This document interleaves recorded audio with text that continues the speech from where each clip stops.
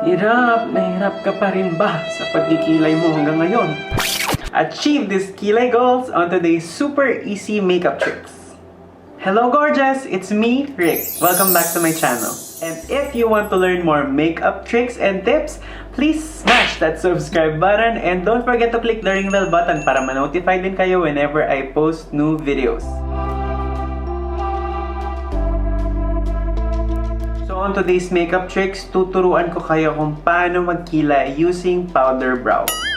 Brow powder. I got a bad feeling about this. For me, important ang brows kasi it makes or breaks a look. Kasi siya yung nag-frame sa face mo. So kung kahit gano'ng kaganda yung lipstick mo, yung blush on mo, yung foundation mo, yung kilay mo ay... wala. Imaginin nyo na lang ha, ganito kaganda yung makeup. Tapos pangit yung kilay ko. Hey, what happened? Pangit. Diba? So, important talaga yung brows. So, first step, have your brows groomed kung medyo sabog at madami. Pero kung manipis lang naman like mine, leave it that way na. Kung kaya nyo namang mag-groom mag-isa, then groom it yourself. Pero kung tipidity ka naman, mag-ipon ka lang once. Kahit once lang, pangpakilay mo. Pag-groom ka, tapos ikaw nang mag-pluck or mag-shave after. Meron ka naman ng susundan. Kung ayaw mo naman talagang ipag-groom, edi hayaan na natin. Kung diyan ka masaya. Pwede din naman kasi gusto ko lang mapadali yung buhay mo. I'll show you some examples na pwede mong gamitin para sa brows mo. This one is from Teviant. Then, meron din si Anastasia, Beverly. And then, you can also use eyeshadows. Like this one from Vice Art. Basta kahit anong powder, basta matte. Kasama to sa top 5 must-haves namin ni Nikki Duque. If hindi nyo pa napanood yung video, I'll put it the description on the link. Ano daw? I'll put the link on the description down below. Yung color is important. If you have dark hair like mine, use any gray or super dark brown shades. Parang ito, yung gagamitin ko from Teviant. It's the Empress. If you have brown hair naman, you can use the shade Highness. Yan. For me kasi, better if medyo magkakulay yung brows nyo at saka yung hair color. Para mas cohesive yung look. Kasi imagine nyo, ang pangit naman kapag black na black yung hair mo. Pagdating sa kilay mo, brown na brown. Medyo off. For me. And super okay din ng brow powder dahil napaka-natural niya tignan. And maganda din siya lalo kung nag-aaral ka palang magkilay dahil madali siyang burahin. Pwede kang gumamit ng cotton buds or daliri lang kapag nagkakamali ka. Ganun lang siya kadali alisin. So let's start! Ang ingay. Makinig siya. Let's comb it first with a spoolie. So i-comb nyo lang siya kung saan yung desired nyong hawi nung hair. Hawi! Kung saang direction gusto nyo pumunta yung hair. Yan. First, let's use the lighter shade on the inner parts of the brows. If you don't know where to start, just get any brush. Tapos, ilagay nyo lang dyan.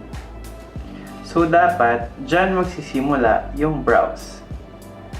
Okay, let's do it. I'll get the lighter shade. Then, do an upward stroke. Iwasan nyo guys yung pag-ganun para mas natural. So, susundan mo lang yung hair strokes mo. So, pataas. Tapos, light hand ka lang ulit ha. Dapat huwag kang manggigil.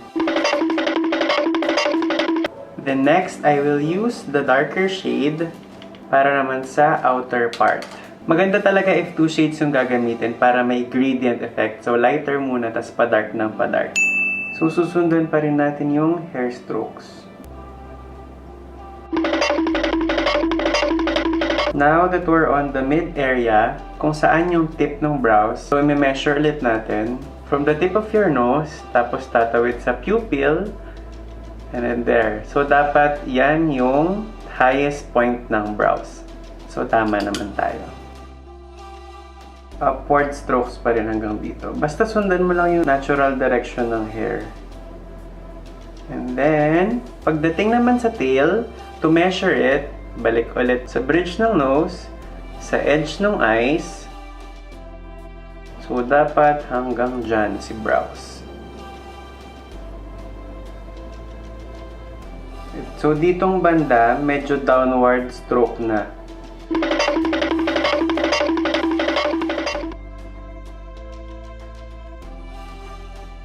So, let's check it na kung tama. Yan. Tama. And then yung height. Tama. And then yung tail. Yan. Tama. And then, balik tayo sa spoolie para lang i-blend and ma-soften yung nagawa nating brows. Para mas natural. Yan. Comb through it lang. And then, additional step, or you can skip this na. Use any powder, foundation, or concealer to clean the edges lang. I will use this Makeup Forever pressed powder to clean lang the edges. So kung may extra time kayo, gawin nyo to. Using any flat brush lang like this, just clean the edges.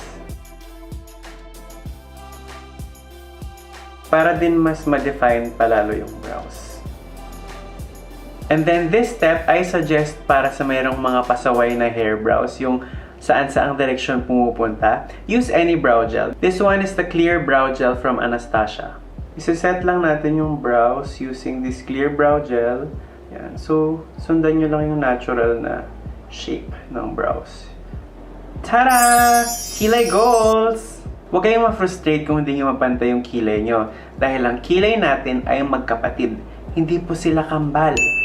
Ang dali, diba? Practice lang makuha nyo din yan.